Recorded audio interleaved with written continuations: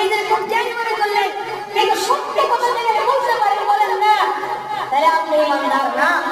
আর আপনি শপথ নাই বা আপনার ইমান আছে, তাহলে মুখ দ্বারা বলা দ্বিতীয় নম্বর স্তরই ভাই এই ম্যাটারে জুলুম করতেছে ভাই, এই জুলুম করেন না ভাই, এই কাজটা করেন না, করে বলা এটা ইমানের দ্বিতীয় নম্বর স্তর। তৃতীয় নম্বর স্তর হলো সত্যের বাণীর দিকে দাওয়াত দেওয়া, আহ্বান করবে। আর তৃতীয় নম্বর